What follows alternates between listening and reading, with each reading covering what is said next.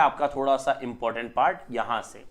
तो ये है लाभ और हानि का कंपैरिजन करना है, दोनों के बीच में तुलना करनी है कि कौन ज्यादा है, लाभ और हानि बराबर है या लाभ हानि से ज्यादा है या हानि लाभ से ज्यादा है, उस तरह के सवाल है। तो क्या है, चलिए शुरू करते हैं टाइप 8। ठीक है, और आज जो मैंने आपको थंबनेल पे लिखा था, थंबनेल पे यही लिखा था, आज मैं आपको 3 टाइप के सवाल पढ़ाने वाला हूं, एक तो टाइप 6, एक टाइप 7 और एक टाइप 8। ठीक है, अगर मौका मिला तो हम टाइप 9 तक आगे चले जाएंगे। चलो देखते हैं, शुरू करते हैं कि सवाल है क्या है। सबसे पहले तो देखो, किसी वस्तु को 820 रुपए में बेचने से प्राप्त लाभ, तो किसी वस्तु को 820 रुपए में बेचने से प्राप्त लाभ, लाइन को अच्छे से पढ़ना और समझना वो क्या कह रहा है कि 820 में अगर मैं बेचता हूं तो बेचने से प्राप्त लाभ, इसका मतलब है कि वस्तु की जो कॉस्ट प्राइस है, वो क्रय मूल्य जो है, सीपी जो है, वो 820 से कम ही होगा, क्योंकि 820 में बेचने से लाभ हो रहा है। चलो आगे देखो, 480 रुपए में बेचने से प्राप्त हानि। ठीक है, 480 रुपए में बेचने से प्राप्त हानि, इसका मतलब वो कह रहा है कि 480 में अगर बेचूंगा तो नुकसान होगा, हानि, और अगर 840 820 में बेचूंगा तो क्या हो रहा है, लाभ। इसका मतलब है वस्तु की जो कीमत है इन दोनों के कहीं न कहीं बीच में ही है। फिर आगे क्या लिखा है कि 480 में बेचने से प्राप्त हानि के बराबर है, इसका मतलब है जितना लाभ है उतनी ही हानि है। तो इस सवाल को हम एक नहीं, दो नहीं, तीन तरीके से सॉल्व कर सकते हैं। मैं आपको सारे तरीके समझाता हूं, आप बाद में चाहो जो तरीका ले लेना। ठीक है, तो मैं आपको समझाता हूं सबसे पहले बेसिक तरीके में क्या क्या हम ले सकते हैं। ठीक है, और दूसरा देखो, कहीं फॉर्मूले बनाने की जरूरत नहीं है दोस्तों, ध्यान देना। वापस मैं आपको हर टाइप में आपको ये सिखा रहा हूं कि बेसिक कॉन्सेप्ट को पकड़ो। कैसे, देखो, जैसे वस्तु की कीमत कितनी हमें नहीं पता, तो वस्तु की कीमत में मान लेता हूं यहां पर कि ये है हमारी कॉस्ट प्राइस, क्रय मूल्य, सीपी। ठीक है, अब आते हैं कि ये कह रहा है कि 820 में बेचो मुझे लाभ होता है, इसका मतलब क्रय मूल्य से ऊपर बेचने से लाभ होगा। तो मैं अगर 820 रुपए में बेचता हूं तो मुझे यहां हो जाता है लाभ, तो ये मैंने लिख दिया लाभ। फिर वो बोल रहा है कि अगर इसको बेचा जाए कितने में, तो ये बोल रहा है 480 में, अगर 480 में बेचा जाए तो इससे क्या हो रही है, हानि। तो 480 में बेचने से हो रही है हानि। और फिर लिख रहा है कि जितना लाभ है उतनी ही हानि है, तो जितना लाभ है उतनी हानि है। तो ये डायरेक्ट शॉर्ट तरीका है, लेकिन पहले मैं बेसिक सिखा रहा हूं, शॉर्ट तरीका मैं आगे बताऊंगा आपको। तो जितना लाभ है उतनी हानि है, तो यूं मान लो कि जितना लाभ मतलब x, तो हानि भी कितनी हुई, x। अब आते हैं कि यहां पर आगे क्या करेंगे दोस्तों। तो सबसे पहला पॉइंट समझो कि यहां से लगाकर यहां तक कितने रुपए का गैप आ रहा है, आप वो देखो। तो यहां से यहां तक कितने रुपए का गैप आ रहा है, तो ये है 480 और वो है 820, तो इनके बीच में गैप कितना आ रहा है, तो आप क्या करो, इसमें से इसको माइनस कर दो, 820 में से 480 माइनस कर लो, तो यहां से कितना हो जाएगा, 340 रुपए हो जाएगा।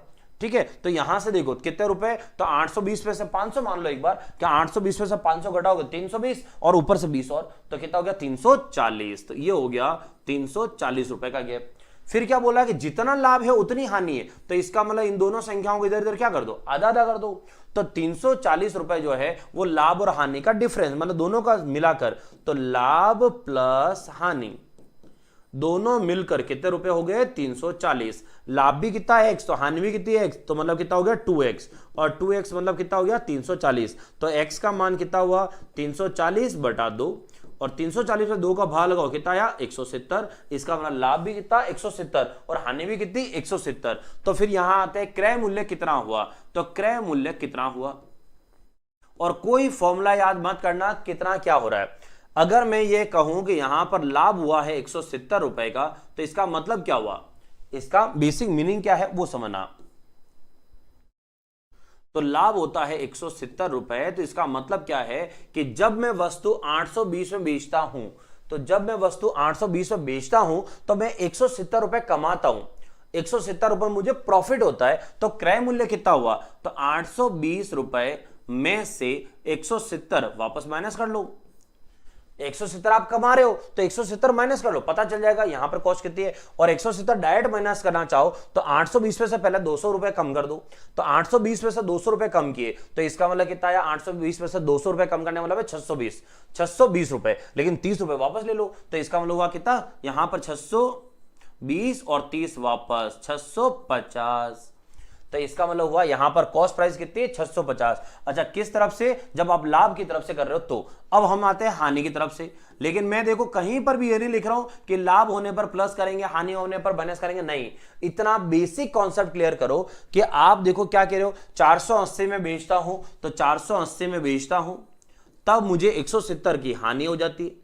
तो अगर मैं 480 में कोई वस्तु बेचता हूं और मुझे 170 का नुकसान हो जाता है, तो इसका मतलब कॉस्ट प्राइस कितनी है, हमारी खरीद कितनी हुई, तो 0, 8, 7, 15, 1 और 6, इसका मतलब कॉस्ट प्राइस कितनी है 650 रुपए। तो चाहे इधर से करो चाहे इधर से करो, वो आपके ऊपर है, कहीं से भी कर सकते हो, चाहे लाभ से हो चाहे हानि से। ये तो हो गया बेसिक कॉन्सेप्ट पे जाओ तो ऐसे। अब आते हैं कि अगर इधर से नहीं जाओ तो एक कंडीशन है दोस्तों कि अगर कभी लाभ और हानि दोनों बराबर हो जाए, अगर लाभ और हानि दोनों बराबर हो जाए, उस कंडीशन में अगर वो मूल्य पूछता है कितना है, तो एक मैथ्स का एक टॉपिक है और वो है कौन सा, एवरेज, औसत, राशियों का योग, सम ऑफ नंबर, राशियों का योग बटा राशियों की संख्या।